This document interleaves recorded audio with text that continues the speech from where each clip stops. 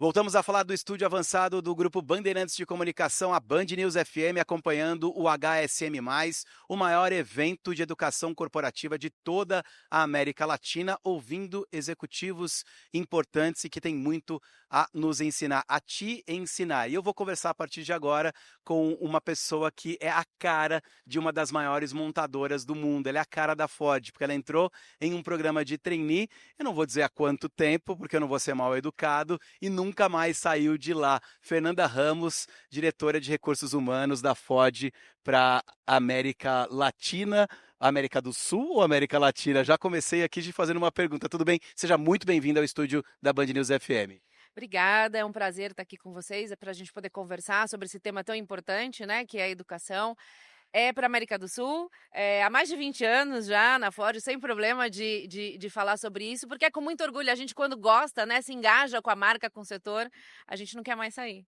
Então são muitos países que estão sob o seu guarda-chuva, né? A gente cuida de 7 países hoje na região e sempre buscando essa questão da inovação, da tecnologia e trazendo educação para tudo isso.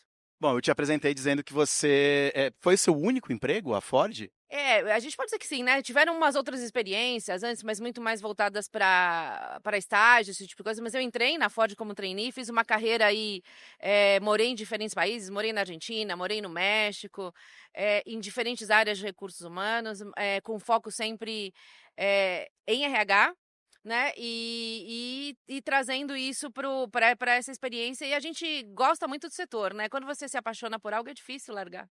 É difícil, né? Acho que de cara a gente trabalha com comunicação, trabalha com pessoas, né? A gente precisa gostar de pessoa para ter essa profissão que a gente tem, né, Fernanda? Eu acho que a gente tem que entender que o mundo hoje depende do humano, né? Com tanta coisa acontecendo, com tanta mudança e com tanta transformação, o que de fato vai fazer a diferença é o humano.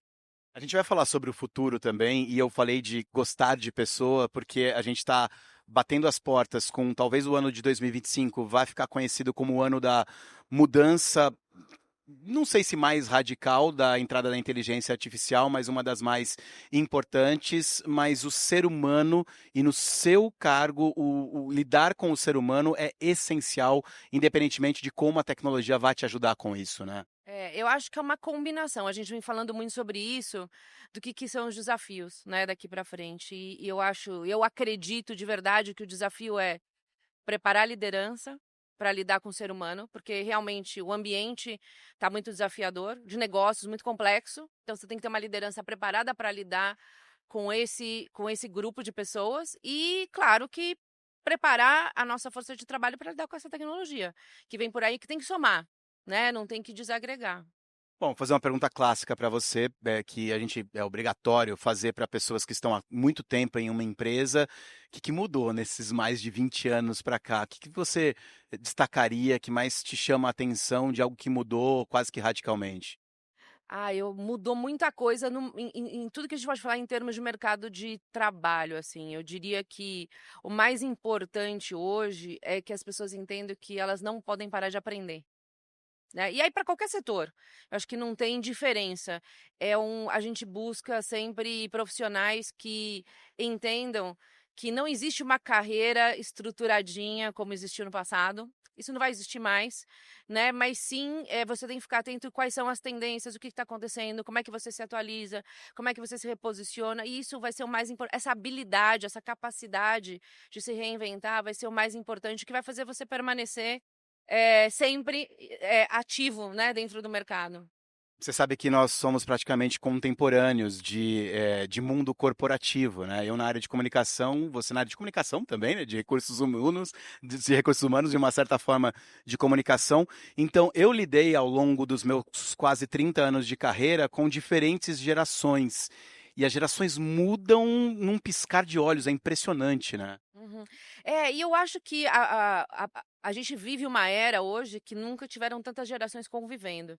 E eu acho que uma empresa como a nossa tem algumas vantagens que a gente tem isso de fato acontecendo. A gente tem diversas gerações convivendo e a gente consegue aproveitar o melhor de todas elas, né?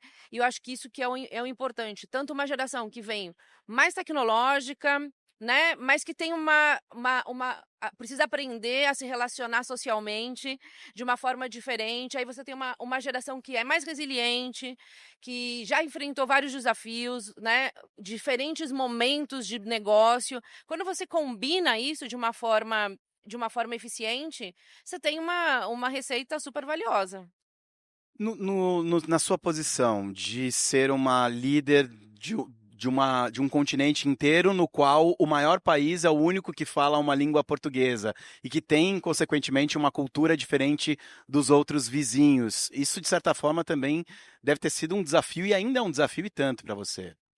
Eu acho que sim, mas muito menos. A gente vê que a gente rompeu muito essas barreiras hoje em dia. Então, cada vez mais a região ela acaba sendo importante para nós, pelo menos para o nosso negócio, de uma maneira mais equilibrada, né? E a gente consegue fazer com que a gente tenha hoje, eu diria que a gente fala um portunhol, assim, né, na organização, é muito comum. A gente tem uma transferência de talentos muito grande. A gente hoje diz que o talento ele tem que estar onde ele estiver de verdade. Então eu acho que a gente rompeu um pouco esses paradigmas. Pelo menos na nossa empresa a gente conseguiu. Isso é muito interessante. Agora, falando um pouquinho da Ford aqui no Brasil, eu me lembro que o atual CEO enfrentou logo de cara uma pandemia que foi difícil para todos os setores, mas para o setor automobilístico principalmente. A Ford tinha 3 fábricas muito grandes, 2 no Nordeste do país e uma aqui no Sudeste, pertinho de São Paulo, no Vale do Paraíba, que acabaram tendo de ser fechadas. E a Ford, aos poucos, foi utilizando da mão de obra brasileira, mão de obra mesmo, ali da construção do carro, para a mente. Hoje, a mente do brasileiro, o cérebro do brasileiro é muito importante na Ford, né? Exatamente. A nossa organização hoje ela é composta, né, por um centro de engenharia. A gente tem mais de 1.500 engenheiros hoje no Brasil. A maior parte deles no Nordeste, em Camaçari, mas também aqui em São Paulo, em Tatuí, onde a gente tem um campo de provas. Estivemos lá ontem com toda a liderança. E o nosso objetivo é justamente a gente desenha, né, a gente produz engenharia para o global. Então, hoje, a gente tem uma quantidade importante da engenharia embarcada nos nossos veículos sendo desenhada aqui, desde a América do Sul. Então, isso é um motivo de orgulho. Isso faz com que a gente hoje valorize muito a mão de obra brasileira. A gente faz projetos para a Europa, projetos para os Estados Unidos, né? A nossa engenharia está aí dispersa no mundo todo. Então, eu acho que é uma forma diferente de agregar valor, né, para o negócio. De que marca é seu carro? Ford. Sempre. Da minha família inteira. E eu vou contar uma anedota. Eu não deixo nem os meus filhos comprarem nem no videogame carro de outra marca. Naquela brincadeira, né, que você pode fazer o seu... Né, o carro, outro dia eu cheguei, ele tava com um carro de uma outra marca, eu falei, pode vender. Pode vender e pode comprar um Ford, porque toda casa, todo mundo é Ford. Fernanda, para a gente finalizar, claro que eu queria que você deixasse uma mensagem, uma dica para as pessoas que estão tentando se colocar ou se realocar no mercado de trabalho, quem está começando, as novas gerações, obviamente falando um pouquinho de como faz para trabalhar na Ford ou com a Ford, qual o perfil, mas de uma maneira geral, por favor.